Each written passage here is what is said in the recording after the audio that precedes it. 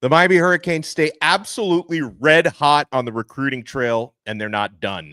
Now trending with a top 7 class of 2026.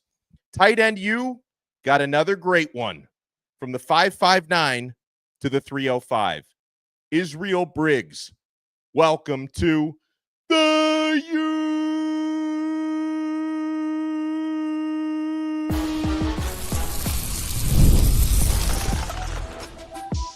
You are Locked On Canes, your daily podcast on the Miami Hurricanes, part of the Locked On Podcast Network, your team every day. Shout out to the everydayers, and thank you so much for making Locked On Canes your first listen and your first watch. I am Alex Donno, University of Miami alumnus, co-host of Locked On ACC and writer for Canes County at Rivals. This episode is brought to you by Monarch Money. Take control of your finances with Monarch Money. Use code LOCKEDONCOLLEGE at monarchmoney.com for 50% off your first year. On this loaded episode, we'll talk about the latest recruiting trends because, as I mentioned, Miami has been basically landing a recruit or two per day because the other day they landed a 2026 and a 2027, followed by another 2026. And I think that's going to keep happening throughout the week, folks. I think Miami's going to be landing one, sometimes two recruits per day for the next few days to wrap up what's been a really, really busy week. So on this loaded episode, we're going to talk about Miami's latest recruiting trends. There is another target who's going to be announcing in a few hours later on today. We'll break down Miami's chances. Mentioned 2026 and 2027 is buzzing. Miami did land. I don't want to forget about Jaylyn Jones, who is a lockdown defensive back out of Broward County, just transferred from Western to MacArthur. Jaylyn Jones, who's going to be at Miami in a couple of years, a foundational piece to the class of 2027. He is committed. And that came right before a foundational class of the class of 2026, a foundational piece, as Miami has landed a top 75 player, top 70 player nationally, 4-star tight end, Izzy Briggs out of Visalia, California. We have so much to talk about with Tight End U. And folks, I know it's a Wednesday, but it's a Truth Teller Wednesday because I was not available tomorrow. Bruce Warner was ready, but he's ready today on a Truth Teller Wednesday. So Bruce, Miami's been on this absolute heater in recruiting and landing, quite frankly, one of the most elite tight ends in the country now in Israel Briggs, who, by the way, probably won't be the last tight end in this class. No, I like that Zach Turner kid, although he may or may not be a true tight end. He's athletic. He's tough. I like that guy. And a lot of the pundits were talking about him, how he's a steal if we can get this kid. So, yeah, I'm excited about the recruiting. Obviously, none of these guys will have anything to do with us beating Notre Dame in a few months. But it's exciting to be in this position, and there's more to come, which is what you said. Today is going to be somebody we're pretty sure. And we're trending towards Cooper, and I'm hoping we can get College, although it seems like a coin toss. But hey, you're still out in Europe, huh? I am, and I'm staying out here, Bruce. I'm staying out here till July 10th. I've extended my trip because if people have pointed out, the longer that I'm out of the country, the more players Miami is landing. And let's talk about the latest one, Israel Briggs. Who, again, this, folks, is he's a 4-star prospect, and he's from way out west, California, Visalia, California. So just within the last couple of days, Miami lands 2 players from California, Vance Spafford, the wide receiver that we flipped from Georgia, and then Israel Briggs, who Miami beats LSU for, Cal, and Arizona State. It really came down to Miami versus LSU for Izzy, but he was formerly committed to Arizona State, so that's why you throw Arizona State in there. 6'4", 205 pounds, has played a number of different positions, Bruce, sometimes lining up as a jumbo wide receiver. He's also played running back. He's played quarterback. He played quarterback, Yeah, he's played multiple positions on defense, but I think Briggs, like Miami, is more than happy to develop him as a tight end, and that's what Briggs wants to play because even though he's on the lighter side right now, 6'4", 205 pounds, like he's kind of built like a string bean at this point, but he's already shown he's a very willing and capable blocker. He puts guys on their butts all day long. So he's got the blocking acumen. And actually, some folks have said he's already more in the 215 range, despite the 205 listing. So he's got another year before he's going to be on campus at Miami. Right. So I think he's going to continue to bulk up. And I think he's going to be really a true tight end body because he's already got the blocking skills, Bruce, of a pure tight end. Yeah, this is where you see Mario and the staff looking ahead. He's undersized in terms of weight, but they're projecting him. He's got all the skills, so they just bulk him up to 235, 240. He'll be fine. And that's what they're doing. So this kid is for the future. A lot of these kids are for the future.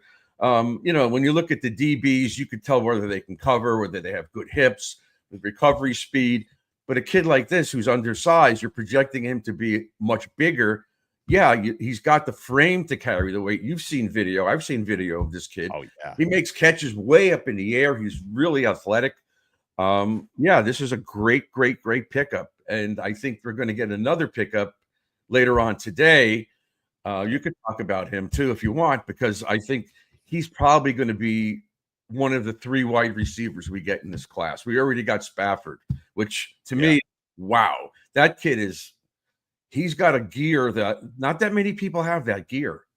He could fly a 4.35 40. Some guys are 4.35, but straight line speed. This kid's got moves. He's quick. He finds holes. He's dangerous. I mean, he's to me a much more athletic, quicker, faster version of Restrepo. He catches everything. Yeah.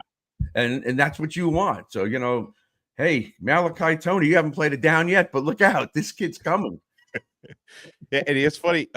When I first got word that Vance Spafford is clocked at a 4.35, because that's just so fast. My initial reaction was that, did his grandma time that at his backyard or something? But Bruce, that was laser timed. Right. At an Under Armour event. They showed him running that time. Yeah. Yeah. There were no shenanigans like that. That was a legitimate, bona fide, laser timed 4.35 40-yard dash by Vance Spafford, who's going to bring that speed. A couple more stats. I saw the day before it said he canceled his visit here. He's not coming. Yeah. So I thought, all right, he's not coming. He's going to go to Georgia, and that's the end of it. The next thing I know, he's coming here. Do you know what happened with that? Yeah, honestly, and here's what happened with Spafford. So in this day and age, whenever players, cancel visits, nobody believes the reasons or the excuses. So like Vance Spafford came out last Wednesday because he was supposed to visit, Friday, Saturday, Sunday. And he came out last Wednesday and said, I'm sick, legitimately sick. I can't go visit Miami. And so when Miami fans see that, they're like, oh, sure you are. Georgia must have locked you up or you're going somewhere else. But the young man was telling the truth, Bruce. He was actually sick, and he was trending to Miami, and he ends up, and it's not that he's never been to Miami. He's come down here. Here I'm in Italy right now. He's come over there plenty of times, unofficial visits. But he hasn't done he'll probably do an official visit during the season to kind of consummate his commitment to Miami. But yeah, I love that pickup though. I love that. I love all these kids. These kids to me, they're doing a hell of a job. Hell of a job. I see him. He may be able to play right away, whereas obviously Briggs, I don't think he's going to play right away. Plus, you got the other guys in front of him. You got 3 guys in front of him, maybe 4. So, all right, what else? And you got Jaylyn Jones, who's a 2027, a DB. Is he a safety or a corner? I thought he was a safety. He could play either. He primarily safety, and a lot of folks compare him to like a high school version of Cam Kinchens, which is obviously a very favorable comparison, but he could also potentially play corner because he's a lockdown guy in coverage. So he could do that. I want to give some more stats and facts about Israel Briggs, though, before we move on to these others. Elite ball skills, big time growth potential, as mentioned, Bruce. Acrobatic athlete, like in addition to playing like 6 or 7 positions on the football field, he also runs track. So he's very fast, and he plays basketball as well. Creating separation is a strength of his. He actually scored a 99-yard touchdown reception this past year. He's also done kick and punt returns, and he's played wildcat quarterback. So he's a true chess piece. He led his team with 571 yards, 8 receiving touchdowns last year. So he's going to be, bringing his skills to tight end U. And you talk about the tight ends that are going to be in front of him, Bruce. So let's look at, he's going to be on campus, Briggs, in 2026, right? So we look a year into the future. Elijah Lofton is still going to be here. Brock Schott, who's going to be a true freshman this year, had a really good spring. Luka Gilbert, who's a giant, is going to be here still heading into his second year at that time. Israel Briggs. And yeah, you mentioned, Bruce, Miami's probably going to land another tight end. I think at some point in July, we're going to get the announcement from Zachary Turner, who Miami is also trending for. And Zachary Turner, he's a lot like Elijah Lofton, like a little bit shorter, stockier, with a lot of versatility. So the way that we look at it with Briggs and Turner, who are probably both going to come in this class, it's like Elijah Arroyo and Elijah Lofton, like that. Those are the two comparisons for those two players. I agree about Turner. Yeah, he's more of he's not a 6'5", 6'6" guy, but he's like Lofton, tough as nails. I mean, and I see him on special teams. He knocks people out. He's a really, really good football player. He's very athletic. Yeah, you like that. I don't even know about his position. I don't know what he played in high school or playing in high school, but he's the kind of guy that Mario loves. He's just going to lay it all out there. He's very violent. So I'm thrilled. But let's get to the receiver guy, the guy that might be coming today. I want to talk about him for a second, if you don't mind. I'm going to make you wade through the tees. We're going to talk about Tyran Evans, who Miami is hoping for a commitment from, and where Miami's recruiting class for 2026 now stands. And by the way, we're live right now. So if you're watching us here at 11:30 a.m. Eastern time, make sure to smash that like button, subscribe on Apple Podcasts, Spotify, because we're only getting started on this brand new episode of Locked On Canes. You want to keep it locked. Folks, we're happy to welcome Rougiette here to the Locked On family. You've probably heard of Viagra or Cialis. Maybe you've even tried them. But if you're looking for something beyond the usual pill, it's time to meet Rougiette Ready. Rougiette Ready is a next-gen prescription treatment designed to amplify arousal in the brain and boost blood flow.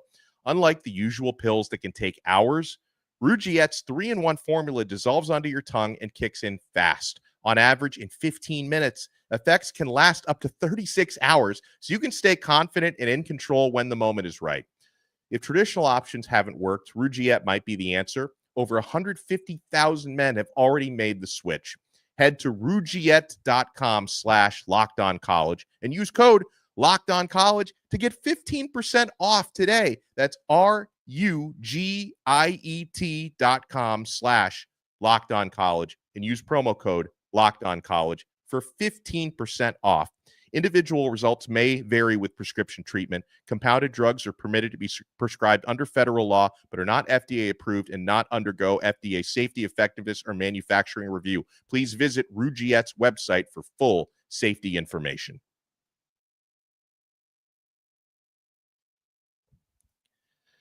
Tell you, Miami's been using that Rougiette on the recruiting trail.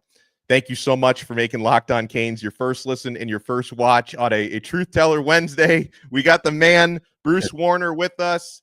So, Bruce, and I'm trying to keep track, by the way, because I haven't been able to necessarily do episodes every day from Europe because we're doing a lot of traveling. Like, this continent is like the size of, like, a quarter of America. So you go from one country to another, a lot of driving, a lot of trains. So I missed an episode yesterday. And since my last episode on Monday, Miami landed Jaylyn Jones and Israel Briggs. So I was 2 recruits behind. They're moving so fast. And we've dropped the Donno ball prediction, and we're bracing ourselves, Bruce, for probably landing wide receiver Tyran Evans, former Tennessee commit. He's out of North Carolina. He's going to be announcing around 4 p.m. Eastern time. Is there anybody else in the running for this guy? Since he decommitted from Tennessee, I think it's a slam dunk. He's coming here, but who else might be in the running? I'm not even sure because every week he keeps visiting Miami at this point. He's coming here. Since he decommitted from Tennessee a few weeks ago, because 2 weekends ago, he made his official visit to Miami. And then he decided to come the following weekend, a follow-up visit on his own dime to come unofficially. So it's been, since the Tennessee decommitment, which happened a few weeks ago, it's been all about Miami for Tyran Evans. And this could be not only the second receiver in the class so far, I think probably 3 or maybe 4, but at least 3 Miami's going to take in this class. He'll be the second receiver in a week, Bruce, because a couple days ago, Miami flipped Spafford from Georgia, who's lightning fast, but a little smaller of frame at around 5'11", and then Tyran Evans, who's listed at 6'3.5", 6'3", 6'4" range, could end up joining the class this week. So I like the way that Evans and Spafford can complement each other. All right. So again, since I'm the truth teller, Now they're mowing the lawn. There's some people that are disappointed in this if he comes here because everybody wants Russell. And I don't know if he's as good as Russell. But if Russell doesn't want to come here, then I don't care. I can't. I mean, I said that last week and somebody said, what do you mean you don't care? I care. But if he's not going to come here, I can't worry about it. He's going to, if he goes to LSU, we have to deal with it. So what do you have in terms of the upside on Evans? Obviously, he's tall. Is he a blazing speed? What's his speed? Yes. Okay, so and that's what if he's good enough for Tennessee, I guess he's good enough for Miami. But I don't know much about him. No, he's got excellent speed to create separation, and he's physical. So he's good when it comes to short yardage, contested catches, but he can also take the top over the defense. So one of the things that Evans, after his Miami visit, was talking about, and Miami always have like really detailed plans of the way that they want to use guys in their offense and the way that they want to develop them. And he knows, Evans, that the short and intermediate stuff is always going to be open for him because he's such a downfield threat. Like he's a very, very difficult matchup problem for opposing defenses. And this is one of those, like, and I know people are going to say we're spinning the Miami propaganda machine, right? But sometimes Miami's able to identify players that are probably a little bit underrated. And I think that's the case for Tyran Evans. He does have a 4th star, I think, on Rivals, but on the other services, he's a 3-star. So, he's not rated nearly as highly as Calvin Russell, who might be trending towards LSU. That announcement's going to come on July 5th. But I think Tyran Evans, it feels to me more like a 4-star receiver than a 3-star, if that makes sense. Yeah. So that would be a great get. And then we have one other guy we might be getting. Who's the third guy that's out there that we might be getting? We still got like kind of still got 3 guys in the mix, right? Evans, I know Reddick is one. We're going to land today. Jason Lopez, who visited this past weekend, and Tristan Keys is still a possibility, and Calvin Russell as well. And listen, Miami is still very much in the mix for Keys. You probably give LSU the edge. I mean, there is a scenario where LSU might land both Tristan Keys. Yes, and there Calvin is a scenario Russell, for that. Could be. They're desperate. And that coach is desperate. So they would wind up with those 2 guys, and they got Pickett last year.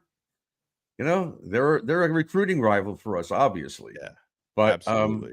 Look, you still got to be happy with what Mario's doing. The other guy out there that we haven't spoken about is Collegiate, and it's a coin flip apparently. Although Stephen Wagner from CaneSport gives it 51-49, a lean towards the Canes. Ooh, that would be nice if we can get another guy that doesn't go to Georgia, because that would knock off our 7 offensive linemen in this class, the number 1 offensive line recruiting class in the country, which is great. So that keeps us. I don't know if we're going to wind up in the top 5, but you said we're 7 as of now. Yeah.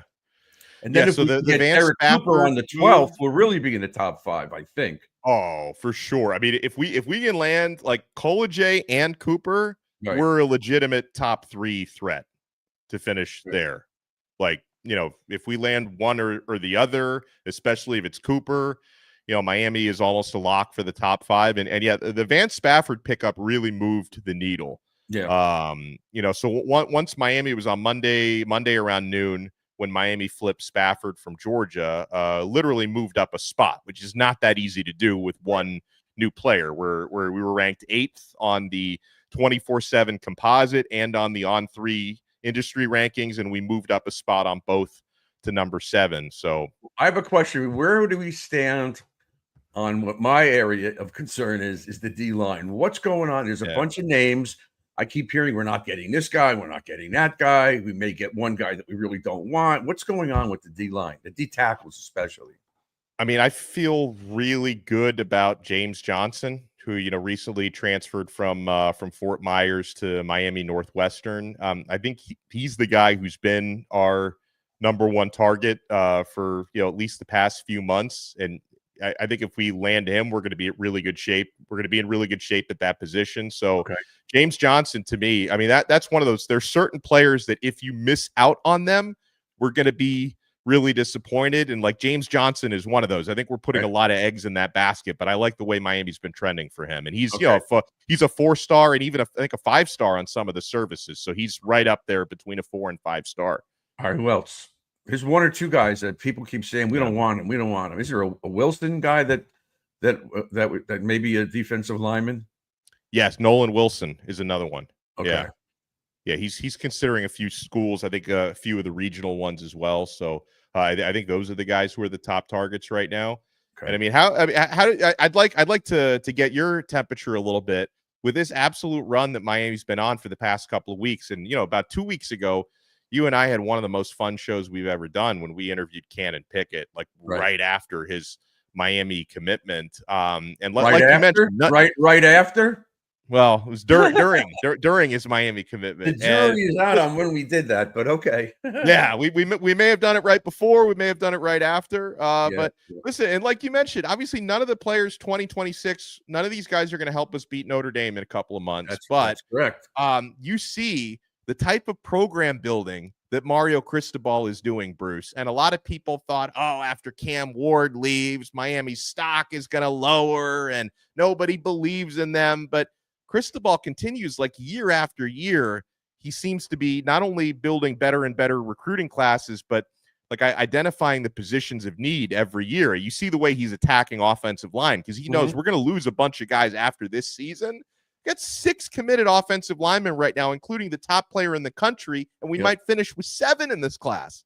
Yep. Well, again, since I am the truth teller, I'll tell you how I feel about it. I love all the recruiting. I love the portal. Or as my buddies Mark Caesar calls it, the portable, which is really funny. I don't even want to correct them. I don't correct them. I let them say portable. But we got to win. And I said that 2 weeks ago, and a lot of people agreed with me. We got to win. We've got to win. We've got to beat Notre Dame. So I love everything we're talking about, and I'll love it all the way up through, the first game of the year. But then we've got to beat Notre Dame. We just do. And so, it's all exciting. We're in June now. I love it. Late June. And the recruiting class, once again, but it also makes his job more difficult because there's expectations of winning, which we haven't had in years. We're expected to win. I don't think we should lose any more than 2 games this year. 10-2, I wouldn't be disappointed. I wouldn't be thrilled because I personally think we could beat everybody, including Clemson. But I don't know because we haven't seen the finished product yet. But the recruiting, love it. The portal, love it. And by the way, I didn't see your show, but I saw Wisconsin sued Miami. They're not going to win. They don't have a snowball's chance in hell to win that thing. Take it for me. I'm an attorney. I know they're not going to win. They're wasting money. They're going to wind up owing Miami legal fees. Yeah, and I feel bad because he's already here. He's playing. What are you doing? Yeah, no, it's ridiculous. Well, they're trying to. Well, first of all, everybody hates Miami, so Miami's an easy target, but. Right. So they're like Wisconsin and the Big Ten, they have these contracts that they're now trying to give out to players with the new revenue sharing, where they're basically trying to hold players hostage for multiple years, right? Despite the fact that the transfer portal exists and players can technically move from school to school every single year, the Big Ten is trying to lock them in for multiple years with these contracts. But the contract that Xavier Lucas allegedly signed, he signed it 6 months before revenue sharing was even a thing. So how's that enforceable when revenue sharing hadn't been approved yet? It's not only that. When they give you these guys scholarships, it's a year to year. It's not a 4-year or 5. They don't do it. It's not like the NFL where you have a 5-year deal. You're locked in for 5 years, or maybe with an option in your 4th year to get out. But these aren't those. These are year to year. So you can't do that. It's illegal. Whatever. It doesn't matter. They're not going to win the lawsuit. It's a big waste of their time. They should be focusing on getting recruits, not out of South Florida, but whatever. Cares about Wisconsin. By the way, I don't know. Wisconsin has nothing to brag about because Bruce, I'm over here in Europe. I've been in France. I'm in Italy for most of the time. This is where my family's from. Spent some time in Greece. The cheese over in Europe, it's exquisite. It's all good. I buy this cheese from Wisconsin back home at Publix. It sucks. It's terrible. You got nothing. They produce all this cheese. Their cheese is terrible. I import all of my cheese from Europe because it's so much better over here. But you know what else? Said before that when you go away, they recruit really well. Yeah. I'm thinking I may pay for you to stay there until after the Notre Dame game. I'll pay for your hotels, and then you come back after we beat them. You can come home. Yeah. I'm open to sponsorship. I'm open for an NIL deal to stay in Europe for as long as it takes. The whole season, I'm starting to miss home a little bit. Because even though my roots are Italian, I'm an American through and through. I love the US of A. But if I have to stay over here for a few extra months to lock up some extra wins, I'm down with that. But I want to talk about running back recruitment.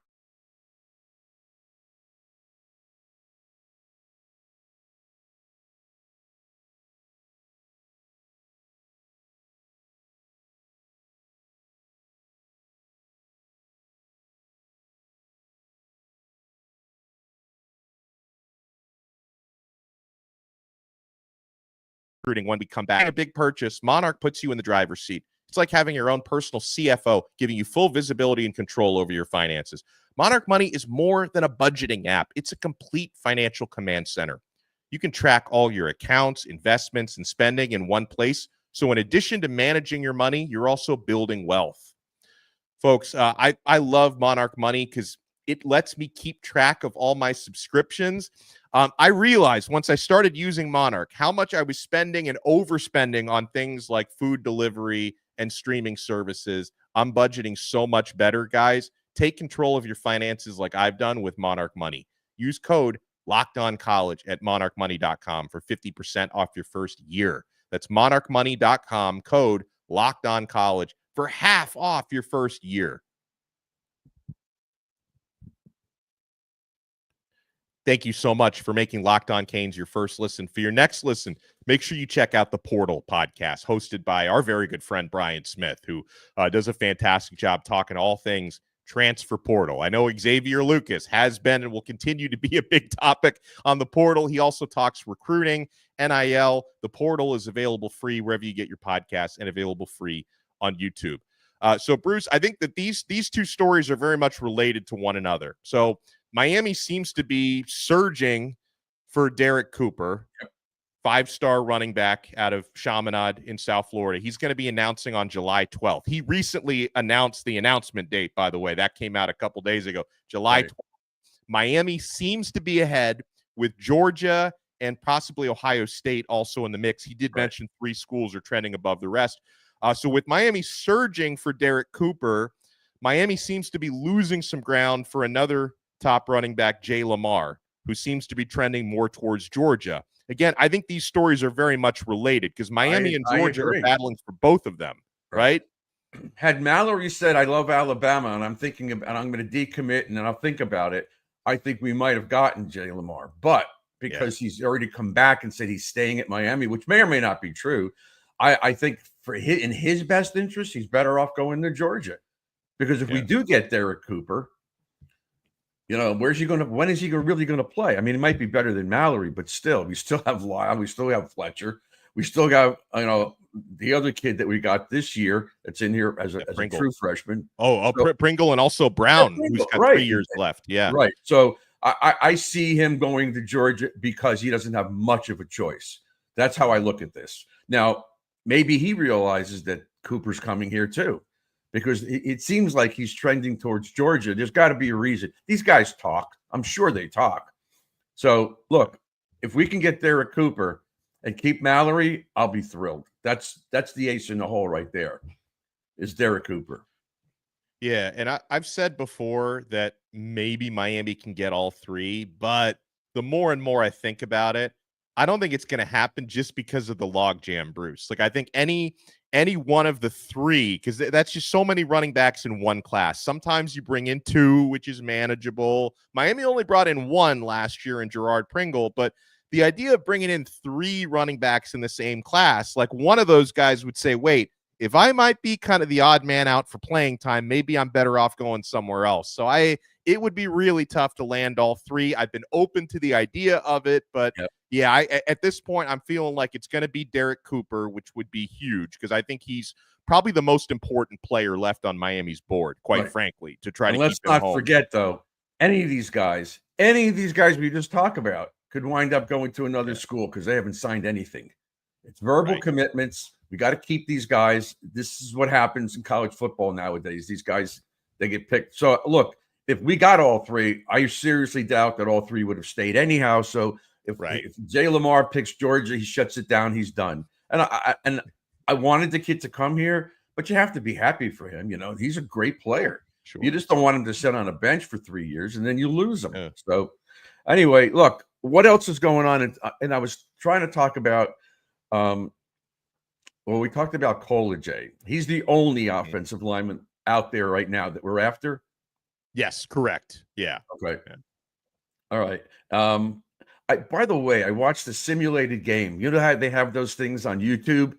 I already saw the one for this year against Louisville. Louisville came here this year, and we beat them 26-10. We didn't play that well, and we had one sack. And in the simulated game, there was practically no pass rush, which when I'm watching it, I'm thinking, oh, my God, this can't be Heatherman's defense. So, you know, it was just weird to watch. It's not real, but it's what they thought was going to happen. And whatever, we won 26-10. But well, finally, is there a Notre Dame at Miami simulation? If there is, I haven't seen it yet. Yeah. But I have seen some people picking Notre Dame to win. They're going to be favored. Yeah. I have my thoughts on that. As we get closer to that game, we'll talk about it. But I still think that game is going to be won with our defensive front. We got to that freshman kid cannot get into a rhythm against our defense. We've got to take this kid out of the game early so he doesn't get into a rhythm. Because like last year, every quarterback looked like a Heisman Trophy winner that we played. By the way, have you seen? I have not that I've been following Florida State recruiting that closely. You know, given I'm overseas, I'm just focusing on Miami and focusing on my family. But every time I see Florida State landing a recruit, they're landing guys from like the UK. Like, did so many American football players say no to Florida State that they're out recruiting Europe now? Which, of course, everyone knows Europe is a hotbed for American football talent. Bruce, we all know that. Right. Well, I know Australia is for punters. That's right. But listen, truthfully, I don't really care what Florida State does or the Gators for that matter. It really doesn't matter what they do. You know, we just got to beat both of them. We play Florida. We have a week off. Then we go to Tally to play Florida State. So we play those guys 2 times in a row. Let's beat them both. Let's come out of the gate 5-0. That would be really, really good. But oh my gosh, we're only in June, so we need to tone this down a little bit. Yeah, we probably should tone it down a little bit, but I appreciate. By the way, we can't tone down the recruiting though. We love this stuff. This is no, we can keep that. We can keep that toned up. And again, like I see people who jumped in late in the comments. Yes, we have discussed that in a few hours, about 4 hours, a Miami target, Tyran Evans, is going to be making his announcement. 4-star wide receiver out of Huff High School in North Carolina. He's trending in Miami's direction. We've dropped the Donno ball prediction, so I think we're going to get more good news later on today, Bruce. So you should call me up later, and I'll join you with the welcome to the U. Yeah, well, I think like people got to remember, and you know this because we text all the time. I'm 6 hours ahead, so I may and like I'm in a hotel room with my wife and my kid. They may be trying to sleep, so I'm going to cover this tomorrow. 4 o'clock here. It's 10 o'clock where you are. Yeah, it's 10 o'clock here where I am. So I just want folks to understand that.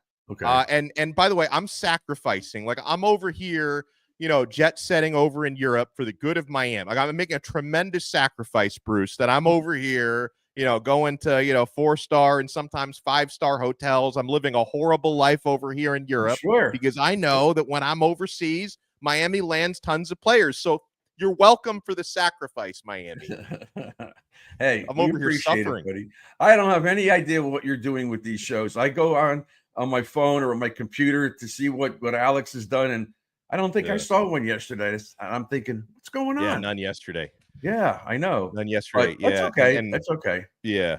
Yeah. So Eric D was asking me where I am. So we're in we're on Lago di Garda, which is the largest lake in Italy.